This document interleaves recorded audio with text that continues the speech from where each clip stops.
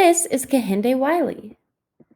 Kehinde Wiley grew up in Los Angeles, California, but now lives in New York City. He is a painter. He started practicing at the young age of 11. He loves to travel to find new people to paint. He also loves to go fishing. He's proudly part of the LGBTQ plus community. He is a portrait artist. Remember Adrian Brandon from a few weeks ago? He's also a portrait artist. They both make realistic portraits, which look like photographs, but Kehinde Wiley uses oil paint. Many of Kehinde's paintings are inspired by famous art from history. The painting on the left is by a French painter named Jacques-Louis David.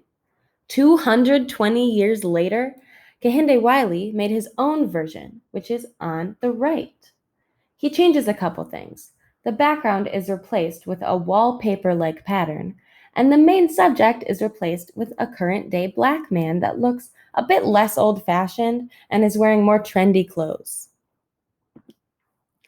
The subject of Kehinde Wiley's paintings are regular black and brown people from different places around the world. He likes to use regular-looking people wearing regular clothes so that people can relate to the people in his paintings. One cool thing is that he got chosen to paint the official portrait of former President Barack Obama. Here is them revealing the painting. All of the presidential portraits are kept safe in a special place called the National Portrait Gallery. This week we are practicing critique. That is a way to talk about artwork in 4 different steps. First, we simply look at the artwork and describe what we see. Then we notice the different art elements that show up in the piece.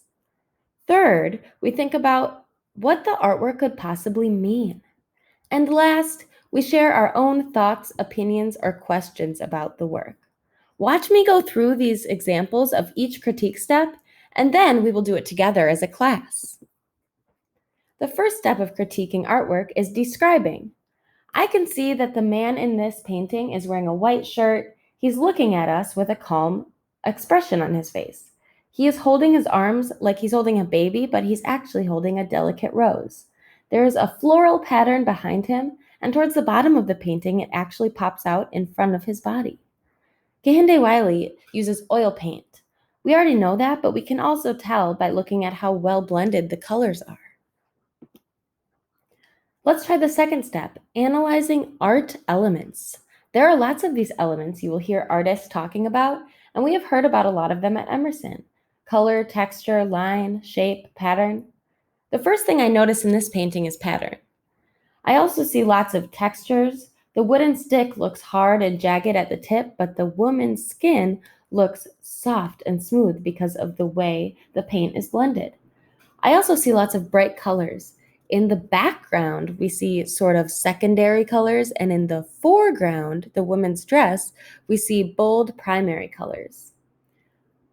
We could probably talk about all the elements, but let's move to the next step. The third step is interpret meaning. What is happening in this painting? It is a dramatic scene of a man standing in front of what looks to be a dark and windy sea storm. When I look at it, I can just imagine hearing the waves crash behind him. The man is wearing swim trunks and holding a stick in his hand, and he's bravely looking forward.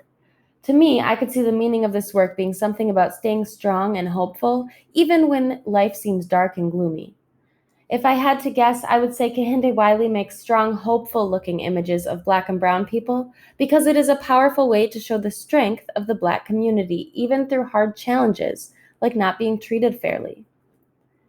Most of his work is bright and colorful and includes lots of fun patterns, which is really nice to look at. It looks bright and happy. I love how they seem to celebrate Black people and their excellence. One thing I wonder is how Kehinde Wiley chooses which patterns for each background. Does it have anything to do with the people in each portrait? That's something to think about. Let's practice more critiquing together.